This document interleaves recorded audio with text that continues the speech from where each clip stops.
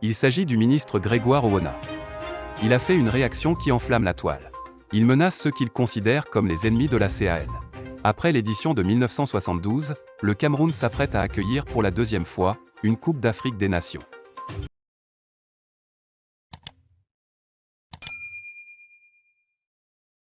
Le pays de Roger Mila et de Samuel Eto'o se prépare activement à abriter la 33e édition de la Coupe d'Afrique des Nations de football qui se déroule du 9 janvier au 6 février 2022.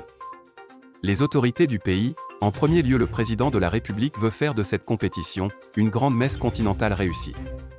Il met tout en œuvre pour y parvenir et atteindre ses objectifs. Paul Biya veut profiter de cette CAN pour vendre la destination Cameroun. C'est pour cela qu'il a entrepris d'énormes réalisations. Mais qui dit Cameroun, dit corruption, absence de réédition de comptes, etc. Les opposants du régime ne manquent pas d'occasion pour dénoncer ces choses et tirer sur le gouvernement. Ils sont très vite traités d'ennemis de la nation, qui ne veulent saboter la compétition. Le ministre Grégoire Owona vient de sortir de sa réserve pour menacer d'une manière frontale les opposants. Tous ceux qui passent leur temps dans les médias classiques et sur les réseaux sociaux à salir l'image du Cameroun, polluent l'air autant que des ordures non ramassées dans les rues. Si vous ne pouvez pas promouvoir les réalisations du Cameroun en vue de la CAN, laissez le pays poursuivre les préparatifs dans la sérénité, a-t-il pesté sur son compte Twitter. Seulement, il a été repris de voler par certains internautes qui n'ont pas apprécié sa sortie. Monsieur le ministre, les Camerounais ont le droit de regard et d'opinion sur leur pays.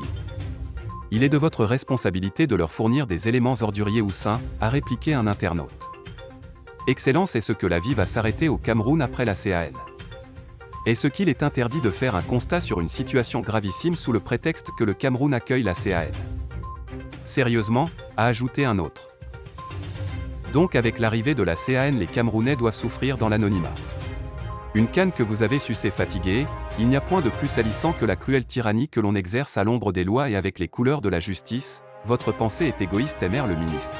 Malgré tout le respect que je vous dois, je ne peux supporter de tels propos, surtout venant de vous, donc on ne devrait pas reconnaître que rien ne va?